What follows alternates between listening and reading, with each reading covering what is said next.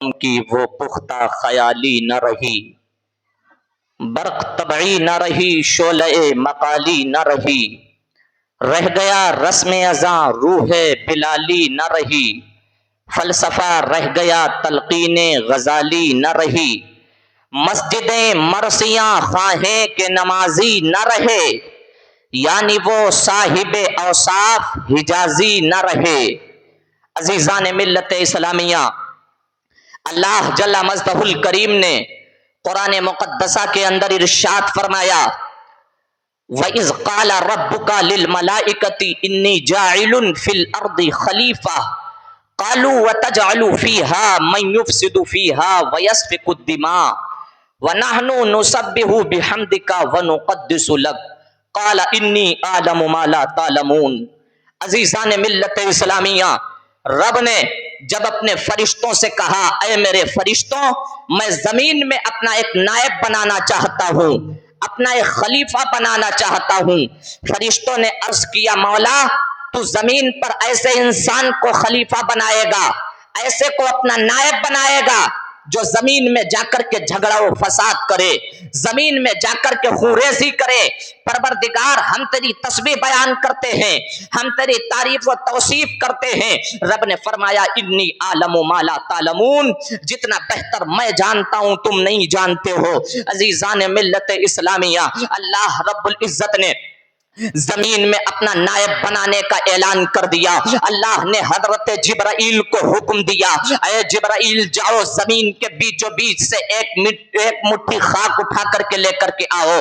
حضرت جبرائیل آئے ہیں جہاں پر آج خانہ کعبہ موجود ہے۔ حضرت جبرائیل نے اللہ اکبر ایک مٹھی خاک اٹھانی چاہیے، مٹی نے عریضہ پیش کر دیا، اے جبرائیل سنو سنو، میں بڑی لاغر و کمزور ہوں، اس سے انسان بنائے جائیں گے، ابن آدم، اللہ اکبر، ابن آدم بنائے جائیں گے اور وہ زمین میں اللہ اکبر گناہ کریں گے، رب تبارک و تعالی انہیں عذاب دے گا، میں اللہ کے عذاب کو برداشت کرنے کی طاقت نہیں رکھتی ہوں۔ اے جبرائیل تجھے خدا کا واسطہ ہے مجھے مت لے کر کے جا۔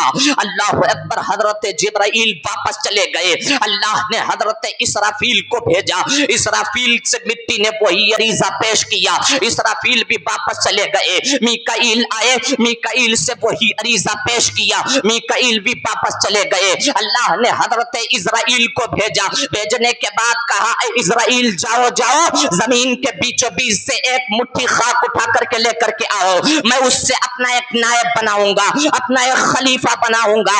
عزیزان ملت اسلامیہ، حضرت اسرائیل آئے ہیں، آنے کے بعد اللہ اکبر مٹی کو اٹھانا چاہا، مٹی نے عریضہ پیش کر دیا، اے اسرائیل سنو، میں بڑی لاغر و کمزور ہوں، میں رب کو عذاب کو برداشت کرنے کی طاقت نہیں رکھتی ہوں، اس لیے کہ مجھ سے انسان بنائے جائیں گے، ابن آدم اس سے گناہ کریں گے، پھر اللہ مجھے عذاب دے گا، میں اللہ کے عذاب کو برداشت کرنے کی طاقت نہیں رکھتی ہوں۔ اللہ اکبر، حضرت اسرائیل سے جیسے ہی اتنا کہا، اسرائیل نے کہا، اے مٹی سن سن، تو جس رب کی قسم دیتی ہے اسی رب نے مجھے یہ حکم دیا ہے، میں اس رب کی نافرمانی نہیں کروں گی۔ حضرت اسرائیل نے مٹی اٹھائی، لینے کے بعد بارگاہ الہی میں پہنچ گئے، پہنچنے کے بعد اللہ کی بارگاہ میں وہ مٹی پیش کی، کچھ ایام کے بعد اللہ رب العزت نے اس سے حضرت آدم کا پتلا تیار کیا۔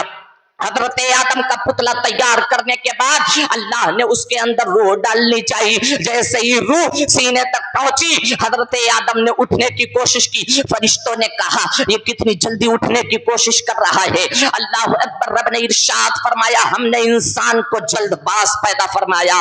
عزیزان ملت اسلامیہ، اللہ رب العزت نے حضرت آدم علیہ السلام کے پتلے میں روح کو ڈالا، ڈالنے کے بعد فرشتوں کو حکم دیا، فَإِذْ قُلْنَا لِلْمَلَائِكَةِ اسْجُدُوا لِآدَمَ فَسَجَدُوا إِلَّا إِبْلِيسَ، اور ہم نے فرشتوں کو حکم دیا کہ وہ میرے آدم کو سجدہ کریں، الا ابلیس، مگر ابلیس نے سجدہ نہیں کیا۔ عزیزان ملت اسلامیہ، یہ ابلیس تھا کون؟ یہ رب کا بڑا مقرب فرشتہ تھا۔ یہ ابلیس کون تھا؟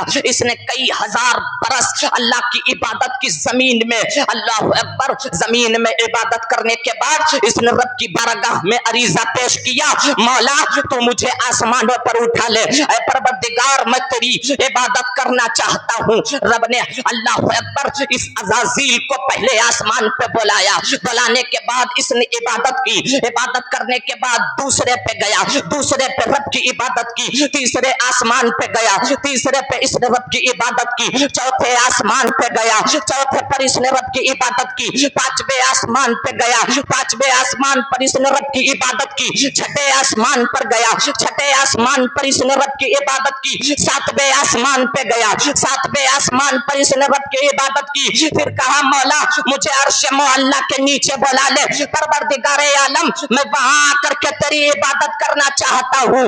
رب نے اللہ اکبر اسے ایک موقع دے دیا، دینے کے بعد یہ اللہ کی عبادت کر رہا ہے، اس کی نظر لوح محفوظ پر پڑی، اس نے دیکھا ہے ایک بندے خدا کئی لاکھ برس تک عبادت کرنے کے بعد، کئی لاکھ برس تک عبادت کرنے کے بعد اللہ اکبر وہ مردود و ملعون ہو جائے گا۔ رب کا ایک حکم نہ ماننے کی بنا پر اللہ اسے مردود و ملعون کر دے گا۔ شیطان نے جیسے ہی لوح محفوظ پر دیکھا یہ رونے لگا، تڑپنے لگا، چیخنے لگا، چلانے لگا۔ رب نے ارشاد فرمایا عزازیل تم کیوں رو رہے ہو؟ عزازیل نے کہا مولا وہ کون ایسا نافرمان تیرا بندہ ہوگا جو تیرے حکم کو نہیں مانے گا؟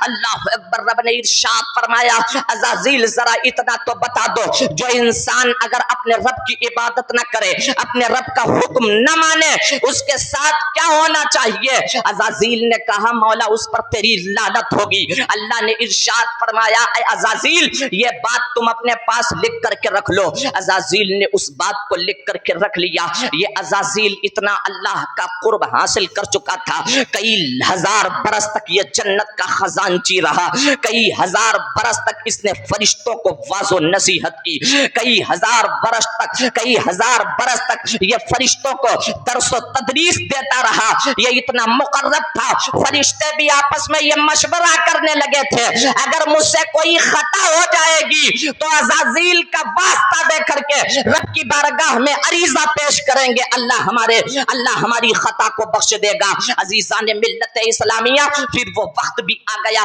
جب رب نے حکم دیا فرشتوں کو اے میرے فرشتوں آدم کو سجدہ کرو۔ تمام فرشتوں نے سجدہ کر لیا الا ابلیس، مگر ابلیس نے سجدہ نہیں کیا۔ عزیزان ملت اسلامیہ فرشتوں نے دوسرا سجدہ کیا مگر ابلیس کھڑا رہا۔ رب نے ارشاد فرمایا اے ابلیس مردود و ملعون ذرا اتنا تو بتا دے تجھے کون سی چیز نے سجدہ کرنے سے روکا؟ ابلیس نے کہا تھا قال انا خیر من، میں اس سے بہتر ہوں اس لیے کہ خلقتنی من نار وخلقتہ من طین، مولا تو نے مجھے آگ سے پیدا فرمایا ہے، آدم کو تو نے مٹی سے پیدا فرمایا، پروردگار آگ مٹی سے افضل ہے، مولا میں آدم کو سجدہ نہیں کر سکتا۔ عزیزان ملت اسلامیہ رب کے حکم کو جب نہیں مانا اللہ رب العزت نے اس کی عبادت کو اس کے منہ پہ مار دیا، اللہ اکبر اس کے چہرے کو بدل دیا، اس کے جسم کو بدل دیا، اللہ اکبر اس پر رب تبارک و تعالی کی لعنت ہو گئی، اس کے گلے میں لعنت کا توق ڈال دیا گیا۔ عزیزان ملت اسلامیہ میرے عزیزوں میں تم سے کہنا چاہتا ہوں ذرا اتنا تو بتائیں اللہ اکبر شیطان نے صرف ایک رب کا حکم نہیں مانا تھا، اللہ رب العزت نے اس کی عبادت کو اس کے منہ پہ مار دیا، صرف ایک سجدہ تعظیمی نہ کرنے کی بنا پر اللہ نے اس کی عبادت کو اس کے منہ پہ مار دیا۔ آج ہم چوراہوں پر بیٹھے رہتے ہیں، آج ہم دکانوں پر بیٹھے رہتے ہیں، ہماری مسجدوں سے صدائے اللہ اکبر آتی ہے لیکن ہم اپنی مسجدوں میں جانے کے لیے تیار نہیں ہیں۔ آج ہماری مسجدوں سے مؤذن کہتا ہے حیا علی الصلاۃ، آ نماز کی طرف آ، حیا علی الفلاح، آ کامیابی کی طرف آ۔ صبح جب پوری دنیا سناٹے سے سو رہی ہوتی ہے مؤذن مسجد کے مائک میں کہتا ہے الصلاۃ خیر من النوم، نماز نیند سے بہتر ہے۔ عزیزان ملت اسلامیہ لیکن ہم خواب غفلت میں ہیں، ہمیں اللہ کی عبادت کرنے کی فرصت نہیں ہے، ہم اس کی بارگاہ میں اپنے سر کو جھکانے کے لیے تیار نہیں ہے۔ میرے عزیزوں پھر ہم دعویٰ یہ کرتے ہیں ہم سچے اور پکے مسلمان ہیں۔ اللہ اکبر، مسلمان سچا اور پکا وہی ہے جب اللہ اکبر مسجد سے صدائے اللہ اکبر آئے سارے کام اور کاج چھوڑ کر کے مسجد کا راستہ اختیار کر لیا جائے. ذرا غور کریں, شیطان نے صرف اپنے رب کا ایک حکم نہیں مانا تھا, اللہ نے اس کی عبادت کو اس کے منہ پہ مار دیا. عزیزان ملت اسلامیہ, رب نے حضرت آدم کو جنت کے اندر داخل فرمایا. داخل فرمانے کے بعد اللہ اکبر, حضرت آدم کا جنت کے اندر دل نہیں لگ رہا ہے. حضرت آدم کا جنت کے اندر دل نہیں لگ رہا. اللہ نے حضرت جبرائیل کو حکم دیا, اے جبرائیل آدم کی بائیں پسلی کو نکالو. نکالنے کے بعد اللہ نے اس سے حضرت حوا کو پیدا فرمایا. اللہ رب العزت نے حضرت حوا کو پیدا فرمایا. جیسے ہی حضرت آدم نے حضرت حوا کو دیکھا, حضرت حوا کو چھونا چاہا, رب نے ارشاد فرمایا آدم رک جاؤ, اس سے تمہارا نکاح ہوگا, یہ تمہاری ہم سفر ہوگی, یہ تمہاری شریک حیات ہوگی. اللہ اکبر, حضرت آدم کا نکاح حضرت حوا کے ساتھ ہوا. رب نے فرمایا وَقُلْنَا يَا آدَمُ اسْكُنْ أَنْتَ وَزَوْجُكَ الْجَنَّةَ وَكُلَا مِنْهَا رَغَدًا حَيْثُ شِئْتُمَا وَلَا تَقْرَبَا هَٰذِهِ الشَّجَرَةَ فَتَكُونَ مِنَ الظَّالِمِينَ.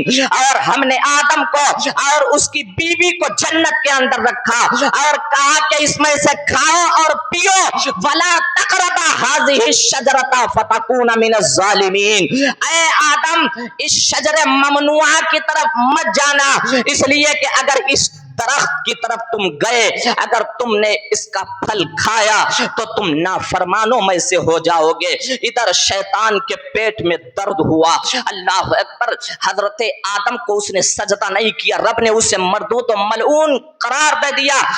شیطان کے پیٹ میں درد ہوا کہ کسی بھی طریقے سے آدم کو بہکایا جائے, آدم کو بہکایا جائے. شیطان کو اس میں آزماتے تھے. آسمانوں پر گیا, جانے کے بعد اس نے مور سے کہا اے میرے دوست, تو ہمارا دوست ہے, تیرے ساتھ میں رہتا تھا, گھومتا تھا, اے مور مجھے جنت کے اندر داخل کر دے. رب نے مجھے شیطان مردود ملعون قرار دے دیا ہے, تو مجھے جنت کے اندر داخل کر دے. میں جنت کو دیکھنا چاہتا ہوں, جنت کی خوبصورتی کو دیکھنا چاہتا ہوں, جنت کے باغات کو دیکھنا چاہتا ہوں. مور نے منع کر دیا, کہا جنت کے دروغہ حضرت رضوان بیٹھے ہوئے ہیں, میں ان کے سامنے نہیں لے جا سکتا. شیطان نے کہا تو میرا اتنا کام کر دے کہ تو جنت کے اندر جا اور آدم اور حوا کو کسی بھی طریقے سے انہیں جنت کے دروازے پر لے کر کے چلا آ. اللہ اکبر, مور اندر گیا, اس نے حضرت آدم اور حوا کے سامنے ناچنا شروع کیا.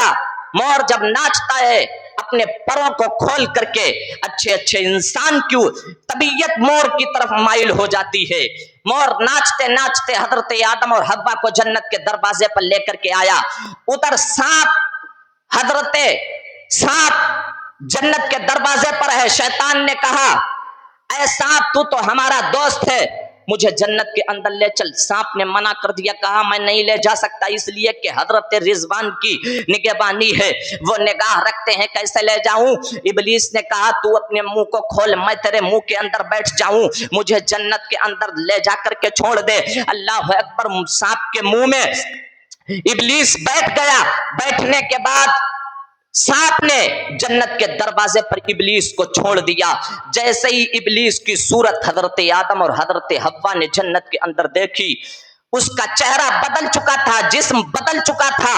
عزیزان ملت اسلامیہ, تو ابلیس نے حضرت آدم سے کہا آدم ڈرنے کی ضرورت نہیں ہے, میں بڑا پریشان ہوں, بڑا غمزدہ ہوں, اس لیے کہ مجھے ڈر ہے تمہیں بھی چند دن کے بعد جنت سے نکال دیا جائے گا, تمہیں بھی چند دن کے بعد جنت سے نکال دیا جائے گا, جنت کے باہر کر دیا جائے گا. یہ جنت کے باغات, جنت کے عیش و عشرت, جنت کے میوہ, جنت کے پھل, یہ تم سے سب جدا ہو جائیں گے. اے آدم مجھے ڈر ہے کہ تم جلد ہی جنت سے نکال دیے جاؤ گے, لیکن ہاں اس جنت کے اندر ایک درخت ہے, اگر تم اس کے پھل کو کھا لو گے تو تمہیں ہمیشہ ہمیشہ کی زندگی مل جائے گی، تم بھی فرشتوں کی طرح ہو جاؤ گے، پھر کبھی جنت سے نکالے نہیں جاؤ گے۔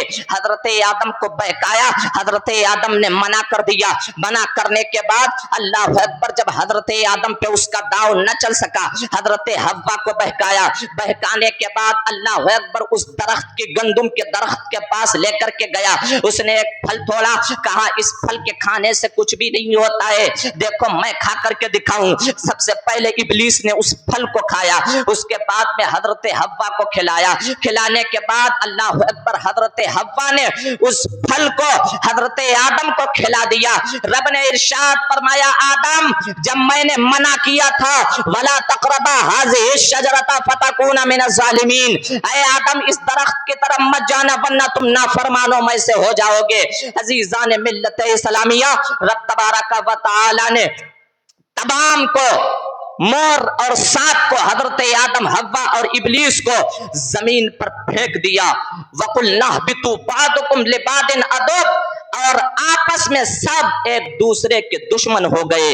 عزیزان ملت اسلامیہ، جب سب آپس میں ایک دوسرے کے دشمن ہو گئے، رب تبارک و تعالی نے زمین پر حضرت آدم حوا کو بھیجا، یہاں تک کہ 300 سال 350 سال تک حضرت آدم اور حوا روتے رہے، لیکن حضرت آدم کی توبہ قبول نہ ہوئی۔